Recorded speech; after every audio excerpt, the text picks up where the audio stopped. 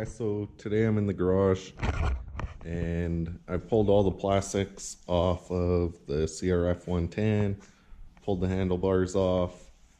They were pretty tough to get off. They use Phillips screws that were rusted and seized in, so I had to drill out the throttle ones and smash them off. But everything, oh, and the brake lever stayed, but as you see, I bought some replacement bars. Yeah, of course we went Protaper, just like the 50. Also, the plastics are taken off of the 50. So I started thinking with the 110, I think the stock carb, which I've taken off, is a 13 or 15 millimeter Keihin. I think that's how you pronounce it. And it's small, it's underpowered. So I was reading on some of the forums that people have used a Mikuni VM22, which I have on my 50. So the goal is, I'm not scrapping the CRF50, but until I get parts, I have to take them off the 50, which is kind of sad. And of course, we got Huff in the cut. Huff, what's up, man? Yeah, pound it. Also, I really don't like the look of the stock tire, and it doesn't really suit the terrain that I'm usually riding with my bike. So I bought a Michelin Starcross MS3. S is for soft, I believe. 80 by 112. So what I have to do, eventually I want to wash this bike, but first I'm going to install these handlebars. I gotta take the front brake lever off of this, take the throttle and the Mikuni VM22 carb, and I think I want to run that pod filter. Anyways, I'm gonna take that off of the 50.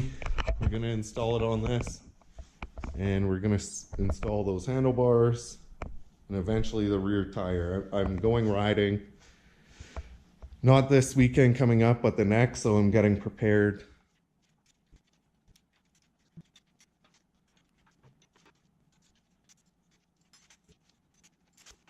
This band is, first of all, it's the Protaper SE model, which stands for 7/8, so 7/8 diameter bars. Yeah, I really like them. They look sick. They don't have quite the rise on them. This one is the CR High. So it was just in the local Honda dealer, so it was a good price and I picked them up. We'll see how they work. If I don't like them, I can always buy other ones, but I'm kind of torn on the airbox because it's so hard to perfectly tune these bikes to get that bog out of the bottom end. So this has a EGR tube, no, crankcase pressure into the airbox, which assists in getting airflow through the carb. Also, an airbox prevents mud and water from going in your engine. So people have modified these, drilled holes in them. I'm just gonna run my Mikuni carb with the foam filter just to see how it runs. And if it runs like crap, well, we'll try the airbox, but I like the amount of airflow that goes through with just an external foam filter.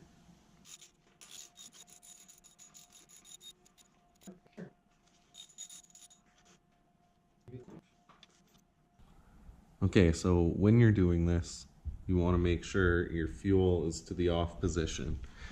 Now, you're still going to leak some fuel because there's some in the line and there's whatever's in the bowl. So I haven't drained the bowl yet. I'm probably going to get fuel all over, but it's all right. My hands are dirty, so it'll help clean those. So typically you would undo this screw and fuel would drain out of there, but mine is seized shut. I can't get it undone. stripped it a little bit, and I didn't want to strip it any further. So I'm gonna bolt these up together and install them on that bike.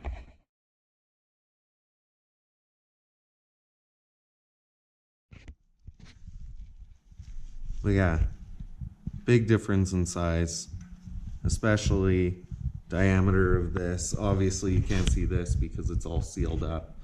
I tried to run my foam filter, but I didn't have enough room because it's not a pancake style. So I ended up setting it up on the stock airbox. Also, I removed the baffle too. I haven't heard a CRF110 without a baffle, but that's just a temporary fix. Obviously, I need to do something about that. All right, this is going to be the first kick with the Mikuni VM22 carb on it. Let's see how it runs. It's probably going to idle like shit.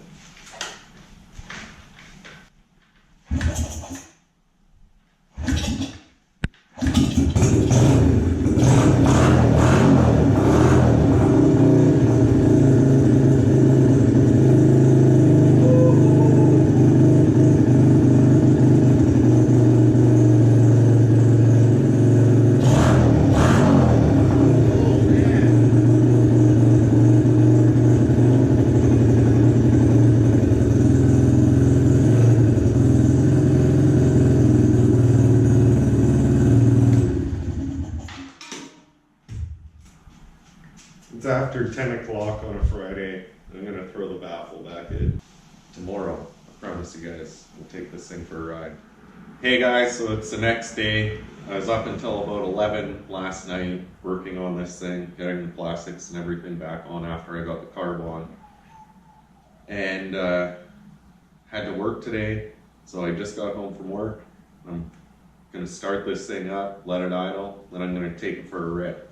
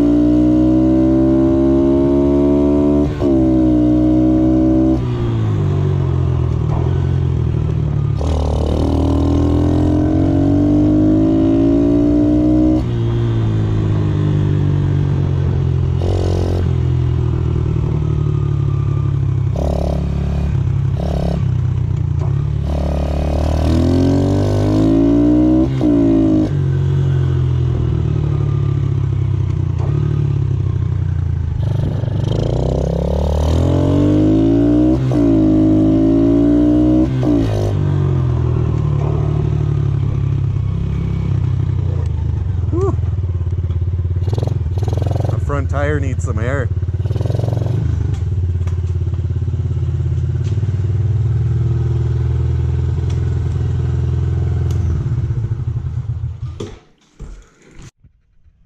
What I need to do with this bike is load it up in my truck. I need to wash it, and I need a big long straightaway to see what it can do in fourth gear, because I mean it's quite torquey. It's almost as torquey as my 88, I'd say.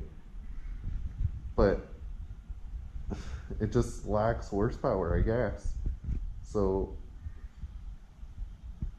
getting up to top speed wasn't that bad. It's the top speed that I was finding and that I was just limiting out.